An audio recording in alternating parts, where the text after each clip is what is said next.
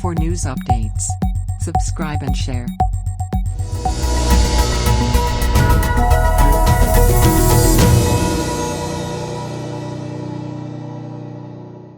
നമസ്കാരം, ഗോവ മലയാളി ന്യൂസിലേക്ക് സ്വാഗതം. കഴിഞ്ഞ 2 ദിവസമായി പെയ്ത കനത്ത മഴയിൽ നിന്നുള്ള ആഘാതത്തിൽ നിന്ന് ചെന്നൈ നഗരം ഇനിയും കരകയറിയിട്ടില്ല. ചെന്നൈയിൽ താഴ്ന്നയിടങ്ങളിൽ വെള്ളക്കെട്ട് തുടരുകയാണ്.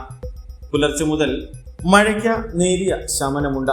എന്നാൽ 2 ദിവസം കൂടി കനത്ത മഴയ്ക്ക് സാധ്യതയുണ്ടെന്നാണ് കാലാവസ്ഥാ മുന്നറിയിപ്പ്.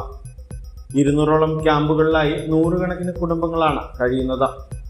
മഴ മൂലമുണ്ടായ അപകടങ്ങളിൽപ്പെട്ട മരിച്ചവരുടെ എണ്ണം 4 എന്നാണ് തമിഴ്നാട് റവന്യൂ മന്ത്രി KKSR രാമചന്ദ്രൻ അറിയിക്കുന്നത്.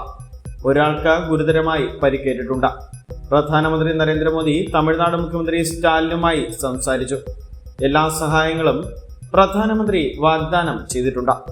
ചെന്നൈ, തിരുവള്ളൂർ, കാഞ്ചീപുരം, ചെങ്കൽപ്പേട്ട എന്നീ 4 ജില്ലകളിൽ പൊതുവധി പ്രഖ്യാപിച്ചിരിക്കുകയാണ്. സ്കൂളുകൾ ഒരു കാരണവശാലും തുറക്കരുതെന്നും ഉത്തരവുണ്ട്. അടുത്ത 2 ദിവസവും ചെന്നൈയിൽ റെഡ് അലർട്ട് പ്രഖ്യാപിച്ചിരിക്കുകയാണ്. ചെങ്കൽപ്പേട്ട, തിരുവള്ളൂർ, കാഞ്ചീപുരം, മധുര എന്നീ ജില്ലകളിൽ ദേശീയ ദുരന്ത നിവാരണ അതോറിറ്റി പ്രവർത്തനം തുടങ്ങി.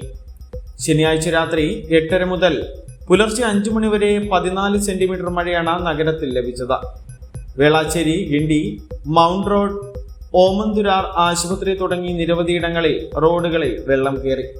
പരമാവധി സംഭരണ ശേഷി എത്തിയതിനെ തുടർന്ന് പുഴൽ, ചെമ്പരമ്പാക്കം അണക്കെട്ടുകളുടെ ഷട്ടർ തുറന്നു. 50,000 ക്യൂസെക്സ് വെള്ളമാണ് ഒഴുക്കിക്കളയുന്നത്. പ്രദേശത്തുള്ളവർക്ക് ജാഗ്രതാ നിർദ്ദേശവും നൽകിയിട്ടുണ്ട്.